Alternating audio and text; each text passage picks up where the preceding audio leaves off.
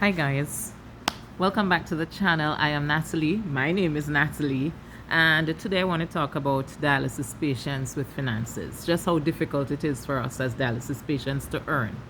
So two things predominantly that limit our ability to make money is one, how time consuming dialysis is. My dialysis prescription is 3 times a week, 4 hours each time. Now you may think 4 hours in a day, you have the rest of the day, but let's go through it. I get up at 9 a.m. Right? I'm not a morning person, so it doesn't make a difference. I get up when I do need to work. If I have to get up when I was doing television and I'd have to get up at 3 o'clock in the morning, I used to do it, but it did take a toll on my body, right? So I get up at 9. I get ready between 9 and 10, heating my lunch, making my tea, packing my lunch bag, taking out my clothes, showering, brushing teeth, all of that. And most of the times I'm out of the door between an hour to an hour 15 minutes. Then I give myself another hour to drive to dialysis because of where I live and the traffic and all of that. It takes me about an hour to let me call it back in 2 seconds, 2 minutes. I'm doing a video. I'll call it back in 2 minutes. Right, so it takes me about an hour, more or less. So sometimes it could be a little bit less, sometimes it could be more, depending on the traffic, to get to dialysis. Then I stay in my car and I eat my lunch before I go into my center.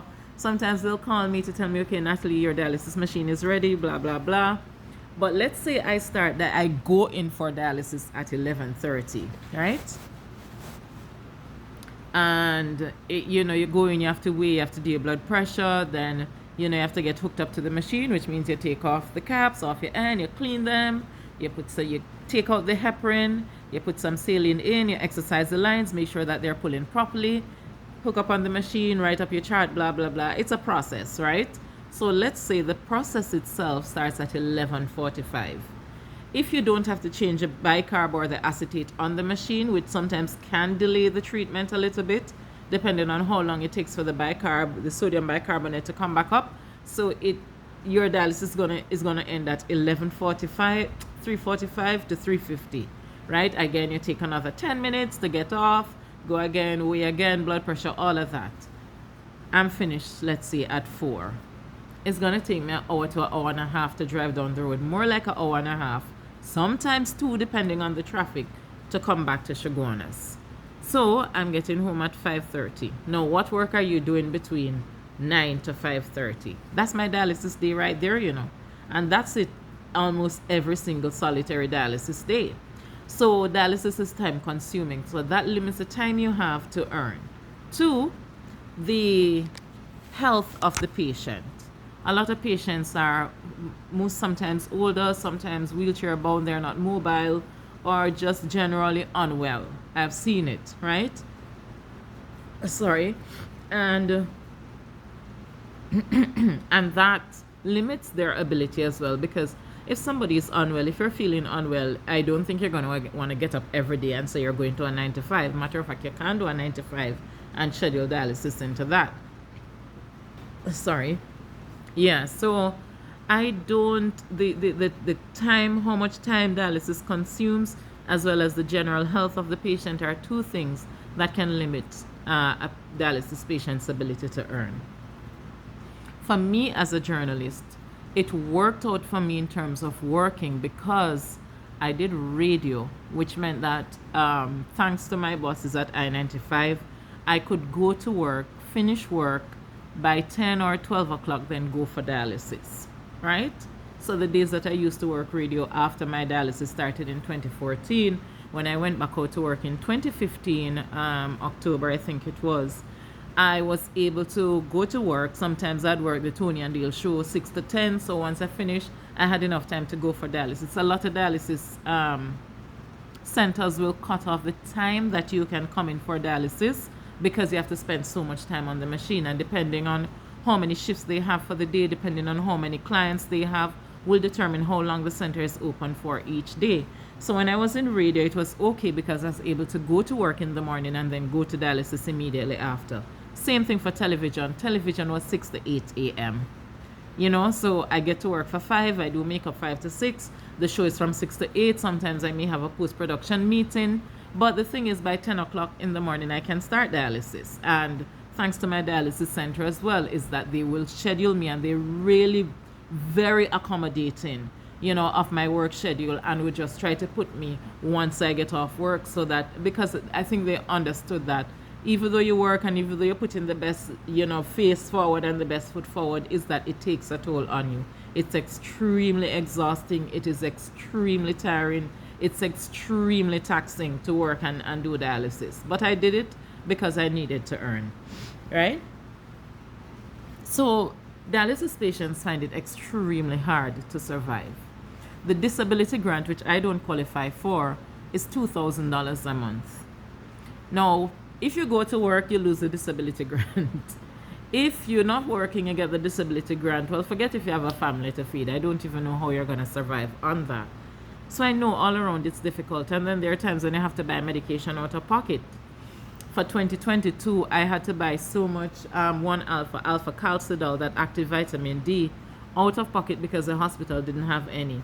And each box that I had to buy at the time, I think I was taking 5 or 6 a day tablets. Each box that I had to buy was $300 and you literally had to be finding that sometimes before the month was even over, before a month had passed, because you're taking, well, more than a month, because you're taking, let's say I was taking 10 days, that would be how much? Not 60? Yeah. And a box would have 100 in it. So less than a month, yeah. And then, sometimes depending on what is happening with your body, it might cut down to 4. So after my surgery in 2021, I think I was at 6, then it went to 5, then it went to 4. But even so, buying it out of pocket at $300 a box, it's expensive. And that's one medication. So you have to buy these meds. Sometimes you have to find rent. Like me, some people may not have to find rent, but you still have to find food. You have to find money for bills. You have to find electricity. You still have to wear clothes. You can't go naked. All of these little things. And most dialysis patients find it very difficult to survive, especially if they don't have that support system. Like for me, if not for my sister at this stage in my life, I probably would have been homeless. I'm very serious. Now, I've been living in this apartment since 2016, and I took my time to furnish it. So if you see the apartment and you find it looking nice and you feel probably she's not hungry, is that once I was working, I furnished it. Thank God. Thank God, because I don't know what I would have done now. I have not worked since last year, February, at least not full time. Right? I haven't worked. I'll do some writing for an organization so every now and again. And the last story, these people, not the organization, but whomever hired them, I won't call any names, sent us to do an investigative story and was paying us fucking 3,000 TT dollars to do an investigative story over 3 months.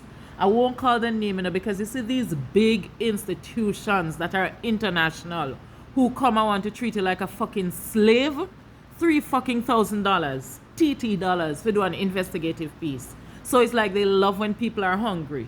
Right? I remember kicking up so much fuss with my boss and tell them I'll never, ever, ever write another piece for that organization. Ever. I don't even care if they print the one that I have now. And then after them do that, they want to come and edit it and tell you what to put in, what to take out, and what you can do and what you can't do. I see them having a training session and invite me. I did not fucking go. I did not go because I want nothing to do with them. Because these, and I keep telling you, this is how the media controls people. You're in the media, you can't express your opinion. You have to check to see if it's okay with the organization, because the organization relies on its the people who advertise with it and the people who sponsor it or whatever it is, and therefore if it's going to affect their money, then you can't say it, right? And a lot of times you end up maybe writing things or saying things that you don't believe in. You have your own opinion and you cannot express it. That's how the media works. And I'm not talking for any particular one organization. On a whole, that's where you see people have work policies, so that they can tell you, well, listen, this work, you can't say this and you can't do that. And you can't post this on social media, you can't do that. Sometimes you have to choose to stand up for something, or you fall for anything. I can't deal with the falling for anything, so I'm standing for what I believe in.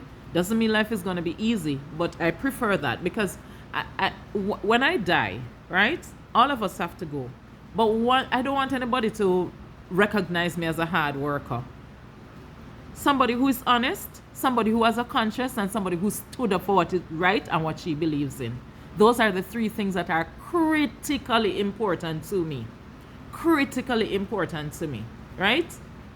Honesty, integrity, make your conscience work for you, right? And justice, if you want to put it in nice words, right? So the earning ability is very difficult. And then you find that a lot of them will not ask for help. If you see a dialysis patient, and God forbid you're in a position to help, please do. Please do, because they need it. I need help. Thank God for my sister. Thank God for my sister. Because sometimes people will help you otherwise, but they won't help you financially, even if they can. Right? And you have those who can help and who will help. Right? You have those who can help and who will help. Like my friend Mrs. Charles, who will just get up and call me out the blue. I said, Nat, I have a check for you. God, sometimes, watch me. When I tell you sometimes, this check does come at a perfect timing. When I say perfect, I mean perfect, you know. Because it's like, you're like, Jesus Christ, you're on the last 500, what you going to do? You know, but it's really difficult being a dialysis patient and earning, and it's really difficult to pay the bills. So tomorrow, today, if you see a dialysis patient, don't ask, because a lot of people, you know, you go, you need help? What kind of fucking question is that? Who doesn't need help? Don't ask people if they need help. People need help, even those who have money. It might just be a different kind of help. But for us dialysis patients, we do need a lot of financial help. So if you see a dialysis patient tomorrow and you can help, please do. All right. Have a great day, guys. Bye-bye. Oh, subscribe and share the video and thing. Bye.